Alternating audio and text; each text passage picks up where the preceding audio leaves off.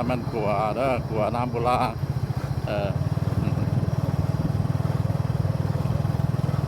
อย่าพาเรื่องคิดไก่เด้อตามประมาณเขาเลาะไปนะเป็นชิ้นเลาะมื้อนี้เป็นเลาะไก่ขนาดใดตะเก้าแล้วเลาะบ่ไก่นี่แหละกระตูโค้งขัวน้ำโบราณและท่านผู้ชมเลยบ่ได้บ่ฮู้บ่เห็นเนาะ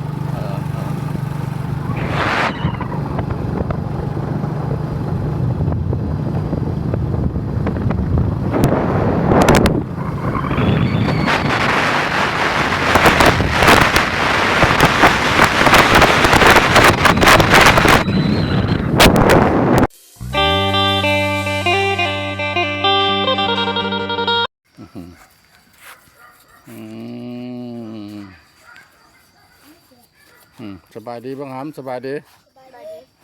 อันนี้ถามแน่อันนั้นมันคนเฮือนหลังนี้เพิ่นไปทางใดเพิ่นไปไถนาฮะไถนาไปไถนาตอนแรกเขาก็มาเลยเป็นไรเรามาตอนแรกเจ้าเราบ่ได้ไปหน้าเผาเฮือนบ่เฮือนเฮ็ดเราคันเบ็ดบ่ครับคันบังไฟฮะเฮ็ดบังไฟเป็นบ่เฮ็ดสบายดีสบายดีโอ้โดนละบ่ได้มาสิฮอด10 ปี20 ปีแล้วแต่ก่อนค่อยมาเลยสมัยตะกี้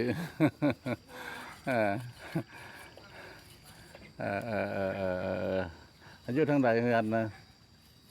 เฮือนนั่นเฮือนเป้าแก้วฮู้บ่โอ้ทางเนาะเพิ่นเนาะเดี๋ยวนี้มันก็เปลี่ยนแปลงไปแล้วบ่คือตะกี้เนาะ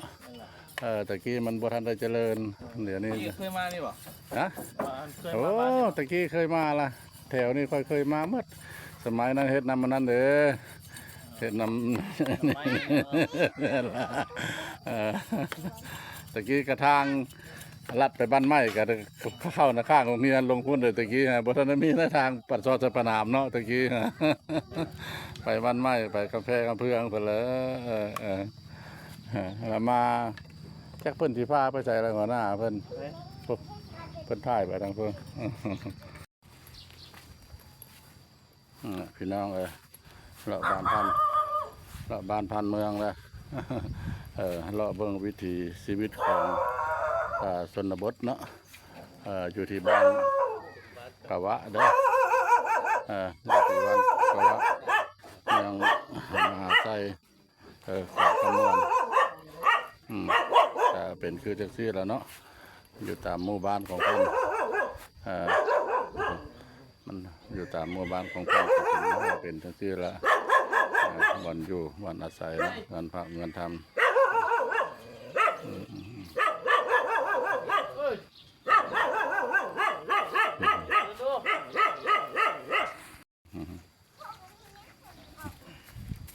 มาได้สิได้สบายดีแล้วเราบ่ดำนะให้ดำหน้า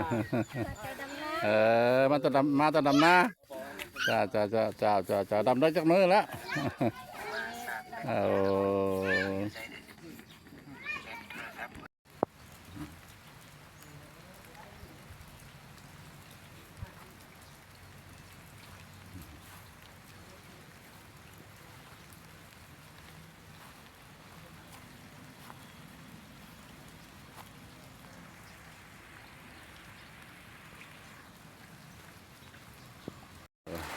เวลาโอ้ได้เงินกินขนมแล้วพ่อป้าถ้า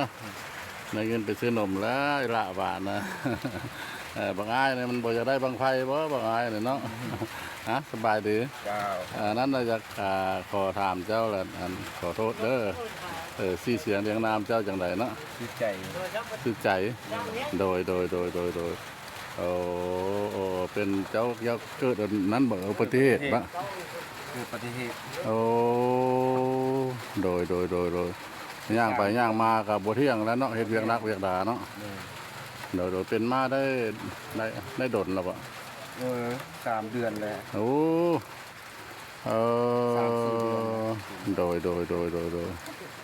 โอ้ถือว่าไป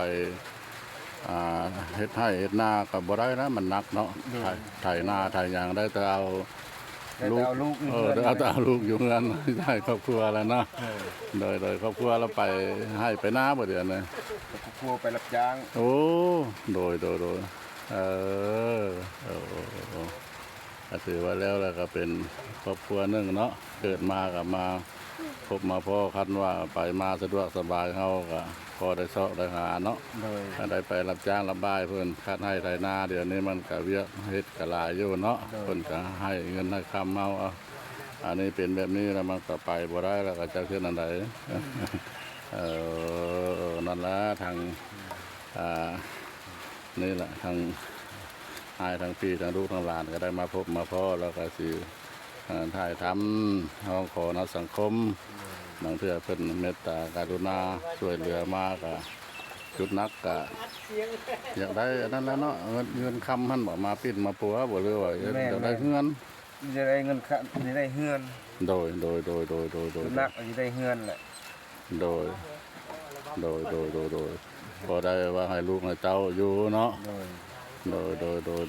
ยไฟฟ้าก็ยังบ่ได้เนาะบ่ได้ มี บ่ได้จังว่าไฟฟ้าเนาะโดยไฟก็บ่ได้เคยมาจ้าเพื่อหาก็มาพบมาพ่อแล้วมันไกล มันไกลโดยกันได้ว่ามีผู้ใหญ่เนาะ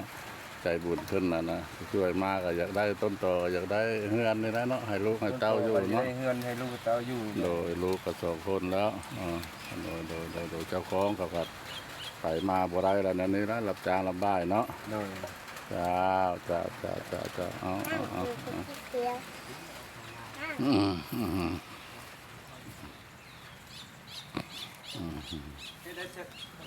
อันนี้ละท่านผู้ชมเลยแต่ว่าการมาเก็บภาพบรรยากาศก็ได้มาพบเห็นครอบครัวเพิ่นนี่ก็ถือว่าอันจำเป็นนั่นแหละเนาะเกิดอุบัติเหตุแล้วก็ถือว่าย่างอันนี้ละเงินซานบ้านซ่องเพิ่นก็เลยท่านผู้ชมเลยเพิ่นก็ทำด้วยฝาไม้เหี้ยเนาะทำเป็นผากระเตะทำเป็นผากระเตะไม้เหี้ยก็สองห้องกับ2 ห้องจ้อๆนี่แหละเนาะประมาณ2 ว่าแต่นี่มานี่ก็ประมาณว่านึงเนาะแต่นี่ก็เป็นว่านึงเป็น2 ว่าเป็นก็ใช้ชีวิตอยู่ร่วมกันก็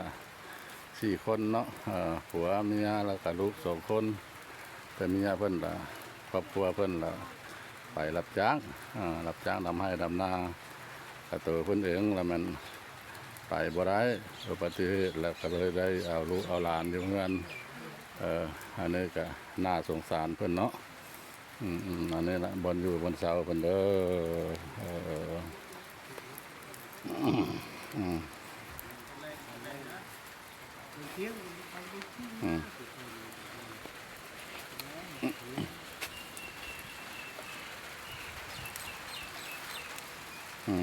อันนี้ก็จะเป็น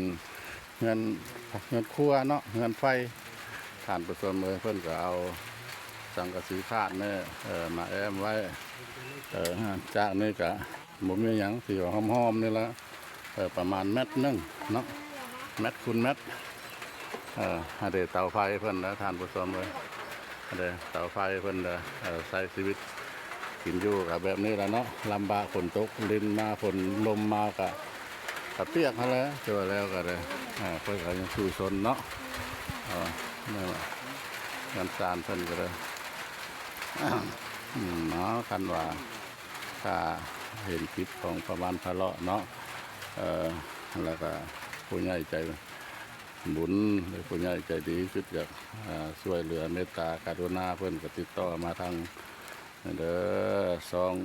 พอบ้านพะเลาะนี่ละสิขันอาสาเป็นสะพานบุญมาเบิ่งมาแยงมาเฮ็ดมาสร้างให้เพิ่นก็พอประมาณนั้นล่ะเนาะขออนุญาตนำทานทุกคนหลายๆเนาะขอปิดคลิปไว้ขอเพียงสักนี้โอกาสหน้าจะทานผู้ชมผู้เห็นแล้วก็กดไลค์กดแชร์กดกระดิ่งติดตามสบายดี